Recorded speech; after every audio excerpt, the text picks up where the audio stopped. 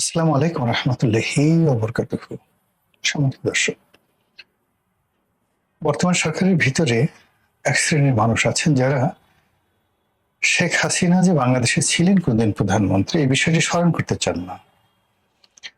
বাংলাদেশের রাজনীতিতে আওয়ামী লীগের উপস্থিতি, আওয়ামী লীগের গুরুত্ব কিংবা শেখ হাসিনার গুরুত্ব এটাকে শূন্য মানে ইটস এ ডেড হর্স।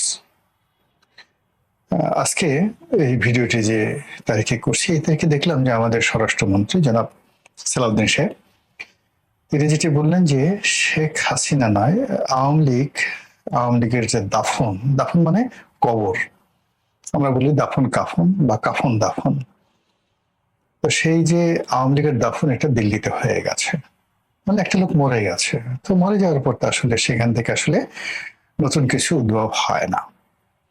তো এই যে সালাউদ্দিন সাহেব যে কথাগুলো বললেন এই কথা যদি সত্য হয় তাহলে তো বিএনপির আসলে খুশিতে নাচা উচিত।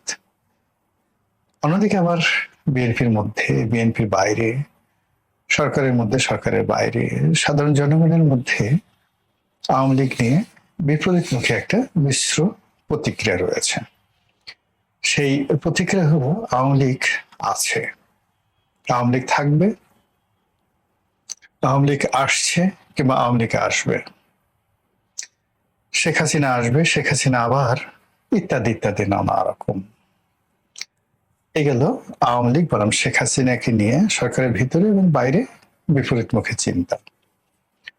অন্যদিকে ইউনূস জমানাতে পুরো সময়টিতে এদেশের মানুষ একটা ভারত, যাকে বলা হয় বিতৃষ্ণা, এটা ফোবিয়া ছিল না, শেখ হাসিনার জমানাতে একটা ভারত ফোবিয়া ছিল, যে ভারত বাংলাদেশের জন্য আসলে একটা হুমকি স্বরূপ। তারা পাখির মতো মানুষ মারে, তারা দাদাগিরি করে, তারা সিকিমের মতো বাংলাদেশ দখল করতে পারে, তারা কাশ্মীরের মতো বাংলাদেশ দখল করতে পারে, ইত্যাদি ইত্যাদি নানা রকম কথাবার্তা। তো এই যে ভয় এবং আতঙ্ক, সেই আতঙ্কের কারণে মানুষের মনে একটা বিতৃষ্ণা তৈরি হয়েছিল ভারতের বিরুদ্ধে, যেটিকে আপনি ভারত ফোবিয়া বলতে পারেন। কিন্তু ইউনূস জমানাতে এসে বিভিন্ন প্রচার মাধ্যম, বিশেষ করে সামাজিক মাধ্যম, এখানে জামাতের বট বাহিনী থেকে শুরু করে বিদেশ থেকে যারা ইউটিউব করে তারা, বা বাংলাদেশে যে সকল মূলধারার গণমাধ্যম তাদের মধ্যে কয়েকজন আছেন, তারা এতটা প্রবল ভারত বিরোধী হয়ে পড়লেন। অবস্থা দৃষ্টে মনে হচ্ছিল যে বাংলাদেশ এবং বাংলাদেশের জনগণ জাস্ট লাইক রোমান সম্রাট জুলিয়াস সিজারের জমানাতে রোমানদের যেরকম ক্ষমতা ছিল, বা জুলিয়াস সিজারের যে সারা দুনিয়াতে যে ক্ষমতা ছিল, কিংবা ধরুন নেপোলিয়ন বোনাপার্টের সময় ফ্রান্সের যে ক্ষমতা ছিল, ফ্রান্সের নাগরিকদের যে ক্ষমতা ছিল, তো এরকম যে একটা অবস্থা, অথবা মহারানী ভিক্টোরিয়ার সময়টাতে ব্রিটিশ নাগরিক এবং ব্রিটিশ সাম্রাজ্যের যে আধিপত্য ছিল সারা দুনিয়াতে, বাংলাদেশ সম্ভবত ওই পর্যায়ে চলে গেছে। আর অন্যদিকে ভারত হলো বাংলাদেশের জন্য একটা ছোট্ট কলোনি। আমরা ইচ্ছে করলে মায়ানমারের মংডু পর্যন্ত দখল করতে পারি, কেন আমরা আরাকান রাজ্য দখল করে নিচ্ছি না? এই ধরনের প্রচারণা আমাদের দেশে ইউনূস জমানাতে প্রবল ছিল। আর ইউনূস সাহেবকে আমরা নক্ষত্রের রাজা মনে করে, অর্থাৎ এই নক্ষত্র মণ্ডলীতে যত নক্ষত্র রয়েছে সেই নক্ষত্রের মধ্যে সবচেয়ে উজ্জ্বল জ্যোতিষ্ক হিসেবে আমরা তাকে মনে করতাম যে এই পৃথিবীতে তার কোনো বিকল্প নেই। আর বাংলাদেশে আমরা যারা জনগণ আছি 18 কোটি মানুষ মানে 18 কোটি সেনাবাহিনী। তো এই সেনাবাহিনী দিয়ে আমরা ভারতের সেভেন সিস্টার দখল করতে পারি, মায়ানমারের যে মংডু সেটা দখল করে নিতে পারি, আমরা গাজওয়াতুল হিন্দ করতে পারি, আমরা ভারতবর্ষের দিল্লি পর্যন্ত দখল করে নিতে পারি। এরকম একটা স্বপ্নের ঘোরে আমাদের প্রায় 1.5 বছর চলে গেল।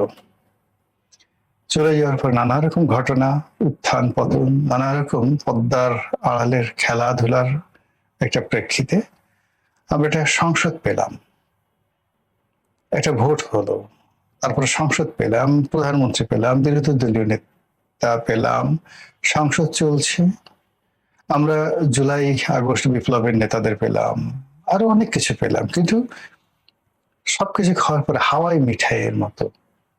আপনারা যারা হাওয়াই মিঠাই খেয়েছেন, এইরকম বিশাল ছিঁড়েছে মুখের মধ্যে দিবেন আর গলে যাচ্ছে, বোঝা যাচ্ছে না যে মুখে আপনি আসলে কি খেলেন, না চকলেট, না কোনো কিছু, না বাতাস, না তুলা, এরকম হাওয়াই মিঠাই।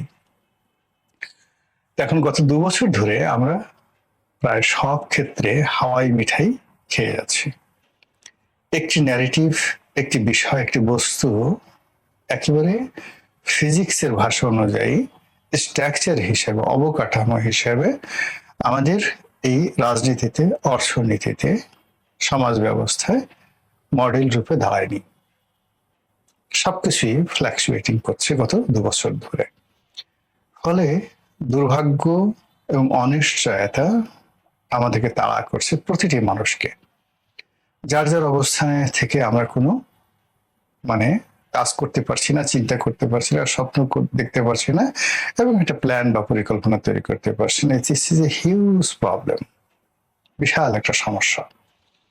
এখন এই সমস্যাগুলো দূর করার জন্য সবার আগে যেটি দরকার সেটা হলো আমি যা করছি সেই ব্যাপারে আমার একটা অবকাঠামো থাকতে হবে, মানদণ্ড থাকতে হবে। আমি যা স্বপ্ন দেখছি একই অবস্থা, আমার যারা প্রতিপক্ষ তাদের সম্পর্কে আমাদের একটা ধারণা থাকতে হবে। তো এখানে ভারত এখন বিশ্বের অন্যতম পরাশক্তি।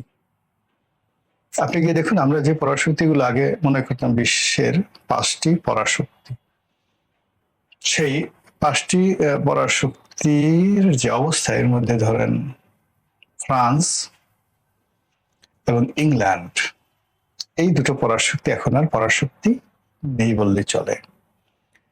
আমেরিকা এবং রাশিয়া তারা পরাশক্তি আছে, কিন্তু তাদের অর্থনীতি, তাদের সমাজ ব্যবস্থা, যে কোনো একটা যুদ্ধ চালিয়ে নেওয়ার মতো যে পরিবেশ পরিস্থিতি, সেই সফট পাওয়ার রাশিয়ার শূন্য, আমেরিকার কোনো সফট পাওয়ার এখন আর আগের মতো নেই। ফলে আমেরিকা এবং রাশিয়া এখন বলতে গেলে সামন্তরাল চলে আসছে। নতুন যে বন্দোবস্ত, নতুন যে পৃথিবী, সেই নতুন পৃথিবীতে চীন বলতে গেলে 1 নম্বর পরাশক্তি, তারপরে ভারত।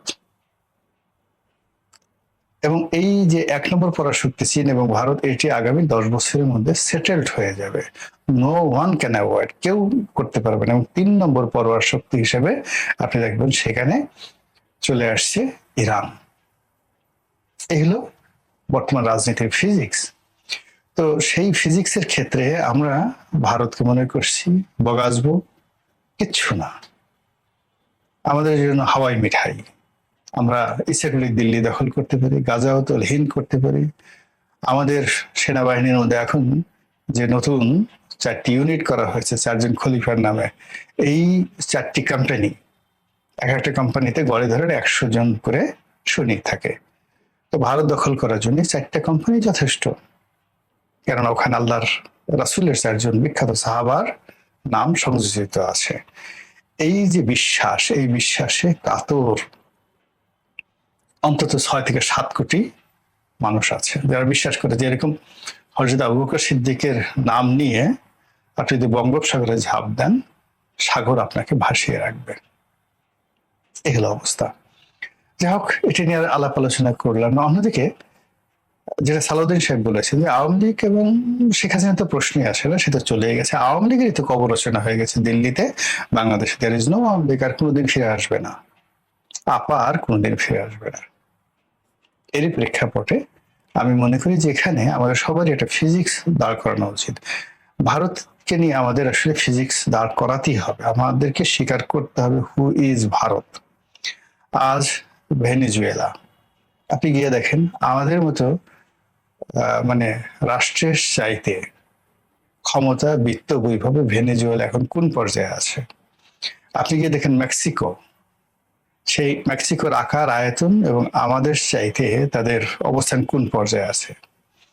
এরপরে জানেন ব্রাজিলে, মেক্সিকো, ব্রাজিল, চিলি ধরেন ছোট দেশ, ইভেন আর্জেন্টিনা, এই যে ল্যাটিন আমেরিকার দেশের বাইরে আবার তাদের প্রতিবেশী কানাডা, এই রাষ্ট্রগুলোর সঙ্গে প্রতিবেশী রূপে আমেরিকা আসলে কি আচরণ করছে।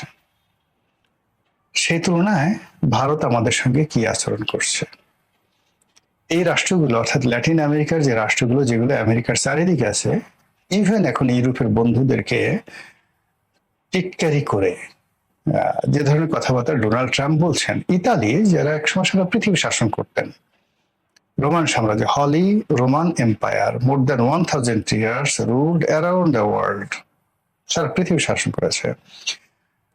এবং দ্বিতীয় বিশ্বযুদ্ধের সময় তারা অক্ষ শক্তির দ্বিতীয় অংশ, জাপান তৃতীয়, হিটলারের পরে যেটার নামটা আসে সেটা মুসোলিনি। সেই মুসোলিনির যে ফ্যাসিজম, সেই ফ্যাসিজমের ভিত্তি করে এখন বর্তমান যিনি ইটালির প্রেসিডেন্ট রয়েছেন, মানে ইটালির যিনি এখন প্রেসিডেন্ট, তো প্রেসিডেন্ট না প্রধানমন্ত্রী আমার ঠিক এই মুহূর্তে মনে আসছে, যে ভদ্র মহিলা, সেই তাকে নিয়ে বলা হয় ইউরোপের সবচেয়ে এই মুহূর্তে পাওয়ারফুল যে কজন লোক আছেন, তার মধ্যে জার্মানির যিনি চ্যান্সেলর রয়েছেন তিনি, এবং এখন ইটালির এই যে ভদ্রমহিলা যিনি আছেন মেলনি। তো এই যে মেলনি, ট্রাম্প বলছেন যে মেলনি আমার সাথে ছবি তোলার জন্য পাগল হয়ে গেছে, অনেক হাতে পায়ে ধরেছে, তারপর আমি ছবি তুলেছি। তো বুঝেন যে ঠাট্টা কাকে বলে। তো সেই তুলনায় নরেন্দ্র মোদী আমাদেরকে নিয়ে কি বাজে কথা বলেছেন, কি করেছেন বলেন? ডোনাল্ড ট্রাম্প যে কাজগুলো করেছেন তার কি করেছে, অথবা পুতিন তার আশেপাশে যারা প্রতিবেশী রয়েছে, একমাত্র চীন ছাড়া তার আশেপাশের অন্য সব প্রতিবেশীর সঙ্গে চীন এবং রাশিয়া, চীন এবং ইরান ছাড়া তাদের সাথে পুতিন কি আচরণ করছেন, তার 1000 ভাগের 1 ভাগ আচরণ তো মোদী করেননি আমাদের সঙ্গে। আবার ওই সমস্ত রাষ্ট্র যে শক্তিমত্তা দেখিয়েছে, যেটা ধরেন সেসিনিয়াতে সে দেখিয়েছে পুতিন, যেটি এখন ইউক্রেনে দেখাচ্ছে, তারপর ট্রাম্প যে শক্তিমত্তা দেখিয়েছে ভেনেজুয়েলাতে, তো সেই রকম যদি ঘটনা নরেন্দ্র মোদী বাংলাদেশের সঙ্গে দেখাতে চায়, কয়জন যোদ্ধাকে আপনি পাবেন? আপনি বাংলাদেশের কোনো মানে গর্ত খুঁজে পাবেন না, সব গর্তের মধ্যে দেখবেন যে প্রাণী ঢুকে গেছে। এরকম আছে, সবাই আমাদের দেশে বড় বড় কথাবার্তা বলে। আমাদের দেশে তো যুদ্ধ একা হয়নি, 1000 বছর বাংলার দেশের ইতিহাসে বহুবার আমাদের দেশে যুদ্ধ হয়েছে সরাসরি, এবং সবসময় বিদেশিরা আক্রমণ করেছে, এবং এই বাংলাদেশে আক্রমণ করে বিদেশিরা ব্যর্থ হয়ে ফিরে গেছে, এবং সিঙ্গেল নজির আপনি দেখাতে পারবেন না। যারাই আসছে সবাই বিজয়ী হয়েছে। কাজেই ভারতের যে ফিজিক্স, ভারতের যে অবকাঠামো, ভারতের যে অবস্থান, এটা আপনাকে আগে অ্যাসার্টেন করতে হবে এবং রাষ্ট্রকে নিয়ন্ত্রণ করতে হবে, তার জনগণকে। আদারওয়াইজ আমরা শুধু ইনভাইট করতে যাই। সেকেন্ড থিং হলো শেখ হাসিনা,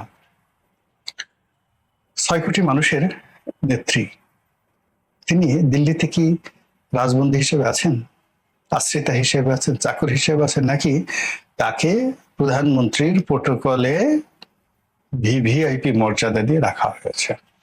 এটা একটু খোঁজ নেওয়া দরকার।